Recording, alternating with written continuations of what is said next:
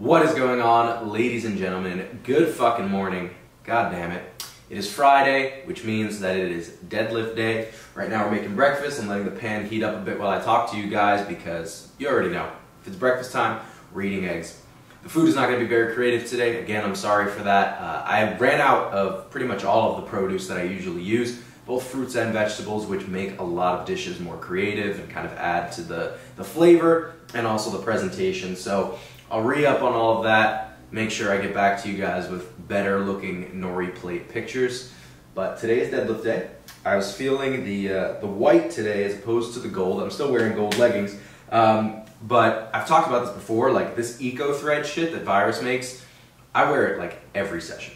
Like it is just, it's the best. It's the fucking bomb. I'm hoping they come out with like more colors of the long sleeve. I prefer the long sleeve. I don't know about you guys. I also have a t-shirt in eco thread that is fantastic, but I definitely prefer the long sleeve. If you don't have any yet, go to Virus, code Nori10. What are you doing if you don't have any? But yeah, today is deadlift day, and I wanted to talk a little bit about my deadlifts lately because the rep days, as you guys can see, look like I can load anything on the bar and pull it, but the singles have been kind of, they're like lackluster. And 2 blocks ago was the first time that I'd ever loaded 750 on the bar and actually pulled it, just pulled it to the point of missing on grip, which never happens. But the reason for this seemingly lackluster, it's not even seemingly, it is a lackluster singles day, is that last block we pretty much doubled the deadlift volume and started pushing a higher intensity on that day 1 deadlift. Now, I've always been able to get away with pushing the exertion, meaning the RPE, on that first deadlift day, but the rep ranges had to be high in order for that to happen. High for me is anything above 6, so that 6 to 9 range, I could push to RP9, RP10, and still be recovered and feel good for that Friday deadlift day. But in this last block, we added more overall volume, and then we added a top set that was a triple to that Wednesday, and I was pushing the triple and the back down set. So that seemed to perturb the Friday session, but I'm pretty hopeful for today because it's now been 2 full weeks of being completely back on the old program style for deadlift, which is only pushing 1 top set on the Wednesday, which is a higher rep set, and then having the single on this day and reduce volume overall in the deadlift programming. So the plan for today is around a 705 single. We'll hopefully be getting up to around 750 by the end of this block, which will be 2 weeks out from Raw Nationals, or Mega Nationals, sorry, it sounds like a fucking monster truck event. But at any rate, pan's probably smoking right now, gonna burn down the kitchen. I will see you guys in a bit when I show you my very sad and uncreative looking breakfast. Alright, this easily has to be just the saddest meal that I've ever posted. Peep the elephants. This is the saddest meal I've ever posted. I'm almost embarrassed to post this on Nori Plate, but we gotta do what we gotta do. It's 4 fried eggs over some garlic olive oil rice, organic. We've got the cup of raw milk, A2 raw milk, with a scoop of Jacked Factory whey in it. Again, like I said, this is very, very uncreative and sad looking, but we gotta eat when we gotta eat. I will talk to you guys probably in an hour or so. Yeah, an hour, because I have a call with Virus right now. Probably going to discuss some apparel stuff. We'll probably discuss some co-branding, as this is something I've alluded to in the past, but we haven't quite done yet. And then maybe some stuff about nationals, media related, travel related, all that sort of stuff. So I'll give you guys the rundown of what I can tell you once I get off the call. But yeah, I'm going to hop on right now, and I'll see you guys then. Alright guys, so I just got off the call with Virus. It went very, very well. We have a lot of things planned going forward. We talked about nationals and how they're going to send a media team, so I'm really excited for that.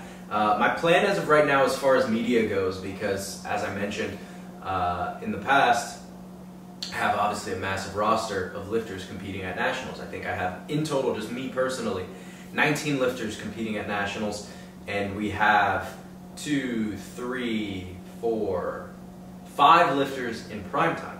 So we have a pretty strong showing this year, and I want to make sure that I get media. Now, Virus is going to shoot for me, but for the entire team, as well as for my own individual videos, so not related to Virus, I want to have content. And my plan for that is to have Keanu. I don't know if you guys know Keanu, but Keanu is out in Hawaii. You guys know Jaren, obviously. Jaren hopefully will be able to reach out to the USAPL, get Keanu a media pass, and I'm going to be flying, if this happens, flying Keanu to Vegas and have him shoot for everybody on the team, as well as make a special video for myself, which will be a kind of a culminating video to this series, hopefully with a favorable outcome. So that is the plan for media. I'm going to get ready to go to the gym now, or I pretty much am ready. I switched my shirt. I don't know. I put on the gold leggings. I had to put on the gold Eco Thread shirt. I don't know if there are some of you out there who can relate to this, but like I have so much gym clothes. Like I have so many different shirts, but I just go through the same ones over and over. Like I do laundry, put the ones that I wear back up top, and then I just reuse the same shit. Like there's so much stuff that I just don't train in, and a big part of it is just like look good, feel good, train good. Like it's, you just put on the wrong shirt one day and you're like, I just don't feel like I'm gonna have the same session. Or you put on a pair of shorts that look kind of stupid, you're like, I don't know if I'm gonna have a good session today. So it's such a dumb, superstitious thing, but I kind of get in these modes where like there's a certain set of clothing that I wear, and I like exclusively wear that to train. So that's what we're doing right now. We're gonna go to the gym. Today we're gonna go to Ghost. You guys obviously have been seeing a ton of me at Paradise, but I think it's worth training on the Eleiko as well as training on a better bench, because there's two things that have been going on lately, and neither have been making anything easier for me.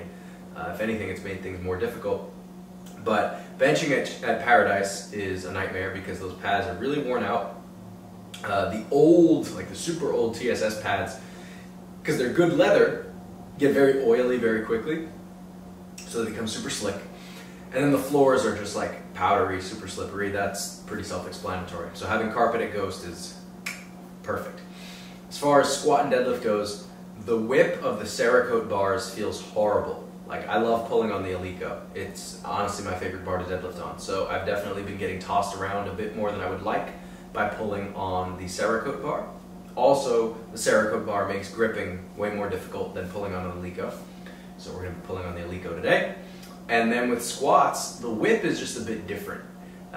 It's kind of a hard thing to describe to people who haven't experienced it before, but I find that the magnitude of whip, meaning like how much a bar bends, is higher with the Cerakote. So like I'll unrack the Cerakote bar and it definitely feels less stiff, but the amplitude, or sorry, wow, I'm like forgetting physics terms here. The frequency, like how quickly it oscillates on your back, feels higher for one of these stiffer bars. So like when I squat with the Cerakote bar, I might feel like the bar bends a bit more, but it feels like it kind of stays in place more. So like you unrack it, you're like, oh, this bar's kind of bendy, but it's not really like whipping as much.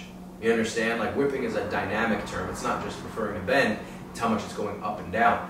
When you unrack with the Eleiko, it feels stiff. It doesn't feel like it bends a ton, but however much it bends, that little amount, it feels like it oscillates at a super high frequency. And that's why sometimes you see, like if you think of like Ashton Ruska, for example, is like a really like exaggerated example. If you see people in meets and they kind of like shake on the way down in their squat, that's because of that oscillation. And it happens to me too, and I think it's just something that I need to get used to again, because it's not that it makes the lift any more difficult. Like I think that training on the bars is pretty comparable in terms of force output, but if you're not used to how a bar feels, it can definitely throw things off if you aren't accustomed to it. So getting that feel again for the 20 kilo bar, I think is going to be obviously a smart move, you know. So I'll be squatting at Ghost again tomorrow, and I think today will go pretty well. So I'll see you guys at Ghost. What is going on, ladies and gentlemen? We are back at it with another Friday voiceover. Today we had deadlifts on the menu, and for whatever reason, they did not feel as technically crisp as Wednesday. As you guys can see, I just tried to unbuckle a belt that I wasn't currently wearing like an insane person, and it doesn't even make sense because I don't wear a lever on deadlifts anyway. Now, getting back to why I think deadlifts were not as crisp today. One of the things that if you watch my deadlift training, or even if you watch just the last video, that I do really well is I pull myself away from the floor when I grab the bar. So there's this little movement that I should be doing that I don't do here, which is that when I hinge and grab the barbell, I am usually pulling my torso away from the floor, almost as if I'm trying to rip my arms out of their sockets. I'm creating this vertical space between me and the bar, and in conjunction with that, I'm creating a bit of horizontal space between me and the bar by counterbalancing my weight to my heels. For whatever reason on this day, I didn't do that, and my hips end up just scooping underneath me a bit, and the wedge ends up not being nearly as strong. Part of it could be just rushing, knowing that I have a single on this day, knowing that it's, needs to perform at a high level, but Wednesdays are feeling a bit stronger. And this is a habit that I've had for a while where if there's not absolute confidence in moving a weight, I try to rush it and move fast, and I'm replacing position, replacing tension with an attempt at creating speed. That 595 to the outside observer, you might say, wow, that actually looked pretty fast, but in reality, it required way more effort than it should have. Normally, I can get 595 to move just by wedging. It'll feel like I can just break the floor by rotating into position, but if I'm not wedging appropriately, it requires actual effort. As you guys can see here, I'm not annoyed by people walking in front of the camera, but the setup that I have, just where it was, these people were walking like right in front of my eyes. So I just wanted to make sure that, one, I was getting it on video for you guys, and two, I just wasn't distracted while I was pulling. So, public gym, people can use the space however they see fit, but I just wanted to make sure that I pulled at the appropriate time, both for the video as well as for my mental focus. That 705 was okay. It was all right. I'm not mad about it, but I just know that I can do so much better, and I have done so much better. The 705 that I paused leading up to the 750 pull that I've done, a couple of pulls that I've done in the 660 to 683 range have been reflective of being able to pull a much, much faster 705. So this coming week, I'll be really cognizant and deliberate in pulling myself away from the floor prior to the wedge. This back down set of 573, again, I did not do what I normally do, and it's very strange to watch on video because when I pull with straps especially, I'm good at making this move. So I'm not really sure entirely where I went wrong here. Maybe I'll just be more aware of it when I train deadlifts on next Friday, but it is what it is. I'm not too angry about it. Moving on to bench, this day's bench is usually very, very light. It is just high rep work and surprisingly feels pretty strong leading into my primary day. I believe these were sets of 7 or 8. I can't quite remember, but technique has been feeling really, really sharp on bench, and based on what I'm hearing for Mega Nationals, we'll actually be using a pretty solid bench. So I'm very excited about that. Now, leading into Saturday's session, we have squats. I've talked about this before, that I squat on Saturdays following the Friday deadlifts. That Friday deadlift usually helps dissipate some of the fatigue from the Wednesday session, and I end up not being sore at all coming into the Saturday session. I'm sure some of you have experienced this, where you come into a lower body day really, really sore, whether it's your back or your legs or a combination of both, and that session might feel like shit, but the movement that you get during that session usually alleviates any soreness or fatigue you were experiencing prior. So that's usually how it goes for me on squats on this day. They feel really good on this day. I would say Wednesday squats feel the best of the 3 days of squatting a week, but Saturdays feel pretty good. The goal for today was to come in and hit something in the 606 to 611 range. And as you guys are going to see, we do exactly that. Warming up on this day, legs felt a little bit smoked, just like strength-wise, not soreness-wise. And I think I would just attribute that to a very, very successful training week. Training stress is obviously super high. And we're getting really close. We're getting really close to nationals. The tonnage is the highest it's been. The cumulative fatigue, even though the magnitude of my fatigue is probably fairly low on average, there's just an accumulation of fatigue from block to block that you can expect coming into a competition, especially if you're running like a very similar cycle structure from block to block. Like the past 2 blocks have no doubt been very stressful, very successful, but it's been a lot of work. So as you guys are about to see, this 220 kilo squat, it's fast, but it's not as springy, as poppy as Wednesday sessions are. And I knew from this point on that 611 was going to move well. I would have to really zone in mentally and, focus up, make sure the unrack was clean, the shelf was clean, and that I just controlled the weight really well. But I knew that it was going to be a little bit of work. It exceeded, I can't talk today. It exceeded my expectations. However, I knew that it was going to be work, and it definitely felt like work. Like I had to dial in for it. That 260, horrible. That 260 was rough. I just felt rushed in my setup. I knew that 611 would be better relatively, but after I hit that, I was like, ooh, today is not the best Saturday that I've ever had. So going into this 611, the things that were on my mind really had to do primarily with the setup, honestly. One of the things that really can make or break my squat is my unrack. Not just like how quickly or how not quickly I unrack, but a big part of being deliberate with my unrack helps the bar settle into the shelf.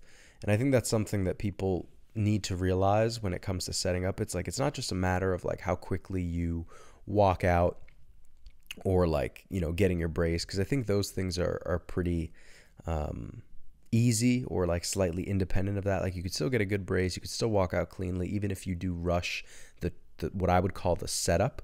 In this squat, what I focused on was setting the shelf such that I felt like I was one with the bar.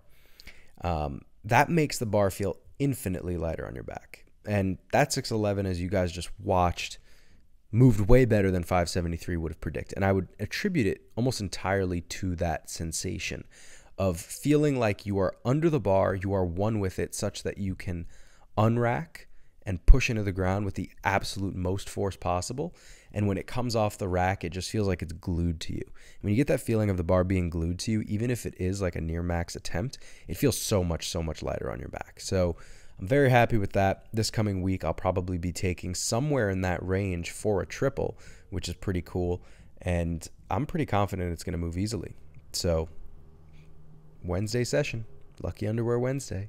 Be ready for that Lucky Underwear Wednesday, guys. It is, without fail, my favorite training day of the week. It is the strongest. I have this superstition going that just makes it more exciting. Just leaning into those habits, those traditions is fun. And it's my favorite day of the week. It's my favorite day of the week because I have two of my favorite things to do. I have heavy squatting and I have high rep deadlifting. If you guys know me, you know I love my high rep deadlifting. And this coming video after this one, I think you guys are going to be pretty excited with what you see. So I'm going to stop talking about squats, stop talking about Lucky Underwear Wednesday. As you guys have been seeing, I'm warming up for bench press.